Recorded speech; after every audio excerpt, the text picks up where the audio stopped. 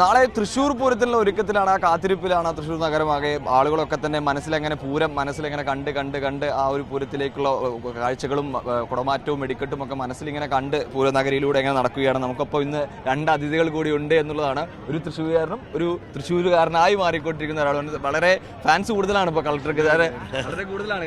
നമ്മുടെ കലക്ടർമാരാണല്ലോ നമ്മുടെ പൂരത്തിൻ്റെ പ്രധാനപ്പെട്ട, ഗവൺമെൻറ്റിന് വേണ്ടി റെപ്രസെൻ്റ് ചെയ്യുന്ന കലക്ടറാണ്. മാത്രമല്ല വെടിക്കെട്ട്, ആന, മറ്റെല്ലാ ഇതിൻ്റെ ഇവിടുത്തെ ഈ ഡിസാസ്റ്റർ മാനേജ്മെൻറ്റ് പ്ലാൻ ഉണ്ട് ഇവിടുത്തെ. അത് നമ്മുടെ കൗശികൻ കളക്ടറായിരിക്കും ഉണ്ടാക്കിയ ഒരു പ്ലാൻ ഉണ്ടായിരുന്നു. അന്നാണ് വെടിക്കെട്ടിന് ആ പ്ലാൻ വേണമെന്ന് പറഞ്ഞ ശേഷം ആ പ്ലാനൊക്കെ സൂപ്പർവൈസ് ചെയ്യുന്നതും അതെല്ലാം കൈകാര്യം ചെയ്യുന്നതും കലക്ടറാണ്. അപ്പോൾ ഓൾ ഇൻ ഓൾ എന്ന് പറയുന്നത് ജില്ലാ കളക്ടറാണ്. അപ്പോൾ കാര്യങ്ങളൊക്കെ കൃത്യമായിട്ട് പരിപാടി നന്നായാലും എന്തുണ്ടായാലും വലിയ ഉത്തരവാദിത്തം കളക്ടർക്കാണല്ലോ. അല്ല, പൊതുവെ എല്ലാ കളക്ടർമാരും തൃശ്ശൂർ വരുന്ന മിക്കവാറും ഇന്ന് വരെ അങ്ങനെ ഒരു കളക്ടറും തൃശ്ശൂർ പൂരത്തിൻ്റെ ഭാഗമാകാത്തവരാരുമില്ല. എല്ലാവരും അതിൻ്റെ ഭാഗമായിട്ട് മാറും. അടുത്ത തവണ ഇദ്ദേഹം മിക്കവാറും മുണ്ടെടുത്ത് നമ്മളുടെ പൂരത്തിന് വരും. ഇവിടുന്ന് പോയി കഴിഞ്ഞാൽ നമ്മുടെ പഴയ പല കളക്ടർമാരും എസ് പിമാരൊക്കെ ഈ പൂരത്തിൽ 2-3 തവണയൊക്കെ പൂരം നിയന്ത്രിച്ചു കഴിഞ്ഞാൽ പിന്നെ അവർക്കൊരു ഹരമാണ്. അവർ പിന്നെ ഇവിടെ പൂരം എന്നുള്ള ദിവസം എവിടെയാണെങ്കിലും ഇവിടെ വന്ന് പൂരത്തിൽ പങ്കെടുത്ത് നേരത്തെ ഒരു ഉത്തരവാദിത്വം കൂടി നിൽക്കുന്നതിന് പകരം പിന്നെ അവർ പൂരത്തിൻ്റെ ആസ്വാദകരായിട്ട് വന്ന് റിലാക്സ് ചെയ്തിട്ട് പൂരം കണ്ടു പോകുന്ന നിരവധി IPS IAS ഓഫീസർമാർ എനിക്ക് പരിചയമുണ്ട്. അപ്പോൾ അതുപോലെ അദ്ദേഹം നാളെ കുറച്ച് കഴിയുമ്പോൾ ഇവിടുത്തെ കളക്ടറേറ്റിൽ നിന്ന് മാറിയാലും തൃശ്ശൂർ പൂരം അദ്ദേഹത്തിന് വിടാൻ പറ്റില്ല. കാരണം തൃശ്ശൂർ പൂരത്തിൽ ഇൻവോൾവ് ആയി കഴിഞ്ഞാൽ അങ്ങനെയാണ്, മാറാൻ പറ്റില്ല. അങ്ങനെയാണോ സാർ? പൂരം കഴിഞ്ഞാൽ ഇത് ഇവിടുന്ന് മാറിയാലും പൂരത്തിലേക്ക് കൊടുത്തു വരുന്നതാണ് സുലേട്ടൻ പറയുന്നത്. എന്തായാലും ഇപ്പോൾ എല്ലാവരും പറയുന്ന പോലെ ഈ പൂരം കഴിഞ്ഞാൽ അടുത്ത പൂരത്തിന് വേണ്ടി വെയിറ്റിംഗ് ആണല്ലോ.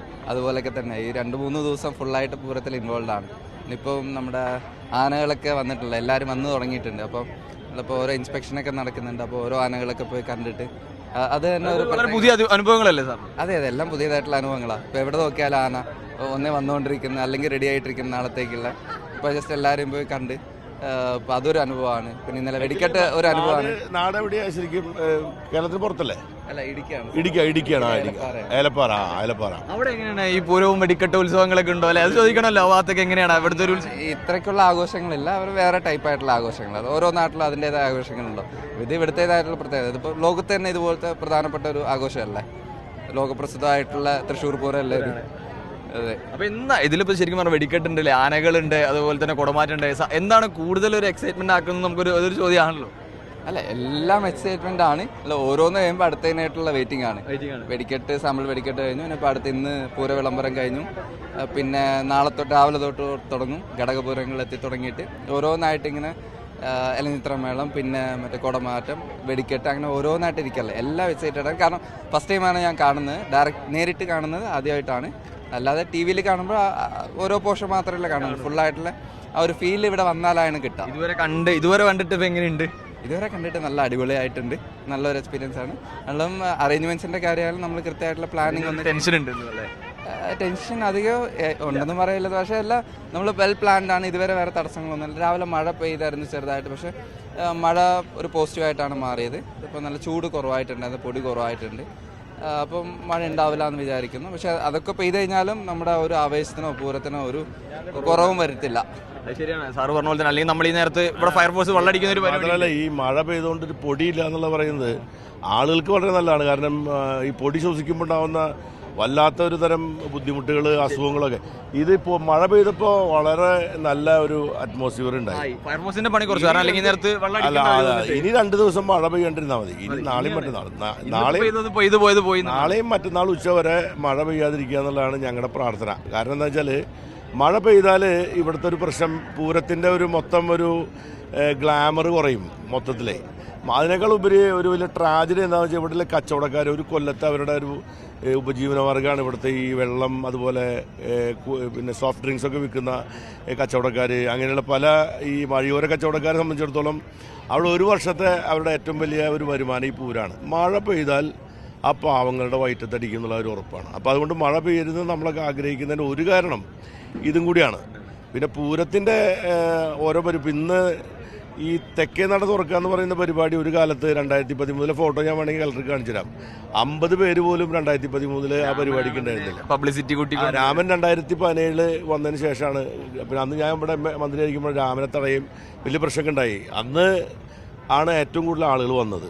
രാമൻ്റെ ഗ്ലാമറിൽ കൂടിയാണ് ആൾക്കാർ, പിന്നെ അതൊരു വലിയൊരു സംഭവമായിട്ട് മാറി. അപ്പോൾ പൂരത്തിൻ്റെ ഓരോ ചെറിയ ചടങ്ങുകൾ പോലും ആയിരങ്ങൾ പങ്കെടുക്കുന്ന പരിപാടികളാക്കി മാറ്റുന്നതിൽ മീഡിയകൾ വലിയൊരു പങ്ക് വഹിക്കുന്നുണ്ട്. ഇപ്പോൾ ഈ തെക്കോട്ട് വാതിൽ തുറക്കാന്ന് പറയുന്നതല്ല ശരിക്കും ചടങ്ങ്. ഏറ്റവും പ്രധാനപ്പെട്ട ചടങ്ങ് നിലപാട് തറയിൽ നിന്നുകൊണ്ട് ശംഖ് ഊതുമ്പോഴാണ്. അത് ഇതുവരെ നിങ്ങൾ റിപ്പോർട്ട് ചെയ്തിട്ടില്ല. ശരിക്കും പറഞ്ഞാൽ ഇന്ന് മുതൽ അടുത്ത കൊല്ലം മുതൽ അവിടെ അതൊരു ശംഖ് വിളിക്കുന്നൊരു വളരെ മനോഹരമായ കാഴ്ചയാണ്. ആന വന്ന് നിന്ന് ആ നിലപാട് തറയിൽ കിഴക്കോട്ട് തിരിഞ്ഞ് നിന്ന് ശംഖ് വിളിക്കും. ആ ശംഖ് വിളിക്കുമ്പോഴാണ് ശരിക്കും പറഞ്ഞാൽ പൂരത്തിന്റെ വിളംബരം എന്ന് പറയുന്നത്. അതാണ് കഴിഞ്ഞ ഞാൻ രണ്ടാം തൂര ഈ രണ്ട് പൂരത്തിൽ എനിക്കത് കാണാനുള്ള ഞാൻ കണ്ടിട്ടുണ്ട്, എടുത്തിട്ടുണ്ട്.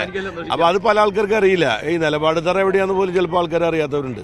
അപ്പോൾ ഇങ്ങനെയുള്ള പല കാലങ്ങളായിട്ടുള്ള ചടങ്ങുകൾ പലതും ആളുകൾ അറിയാത്തത് ഇപ്പോൾ ഈ മീഡിയയുടെ ഒരു അറ്റൻഷൻ സോഷ്യൽ മീഡിയയിലൊക്കെ വന്നോട് കൂടിയിട്ട് ഇപ്പോൾ മാത്രമല്ല, ഈ പൂരത്തെപ്പറ്റി ഒരുപാട് ആളുകൾ പാട്ടുകൾ എഴുതും, സോഷ്യൽ മീഡിയ വഴി ഭയങ്കരമായി പ്രചരിപ്പിക്കും.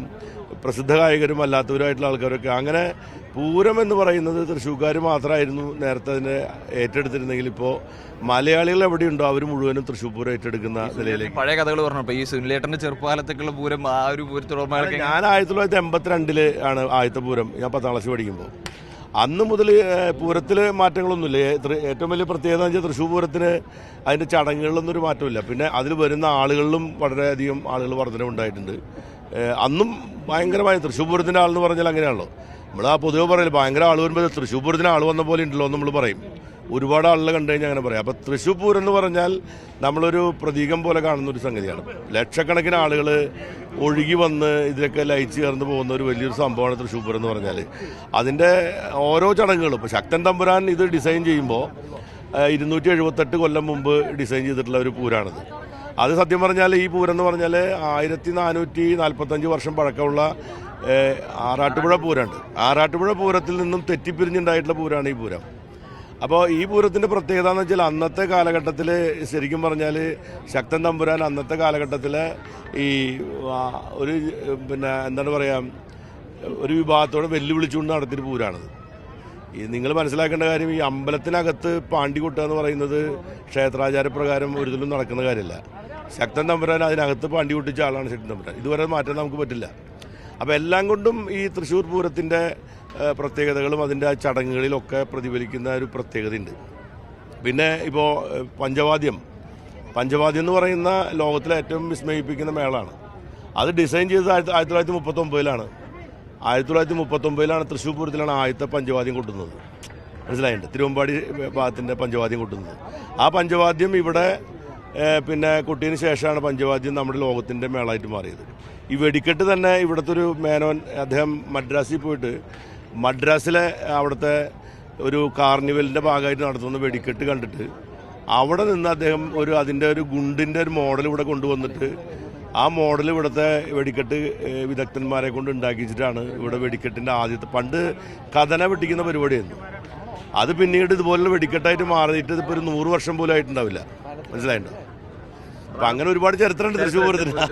എന്തായാലും പൂരത്തിന്റെ ആവേശത്തിലാണ് നമ്മളിവിടെ കാണുന്ന ആളുകളൊക്കെ തന്നെ ആ പൂരത്തിന്റെ ഒരു ലഹരിയിൽ നിൽക്കുകയാണെന്നുള്ള. അപ്പോൾ നാളെ വെടിക്കെട്ടും കുടമാറ്റവും ഒക്കെ കാണാനുള്ള അർത്ഥത്തിലിപ്പാണ് പൂരം മനസ്സിൽ കൊണ്ടു നടക്കുകയാണ് തൃശ്ശൂർ. ഈ നാളെ പൂരം ആ ഒരു സമയം വരെയുള്ള പൂരം എന്നൊരു മനസ്സിൽ ചിന്തയുമായി മുന്നോട്ട് പോവുകയാണ്.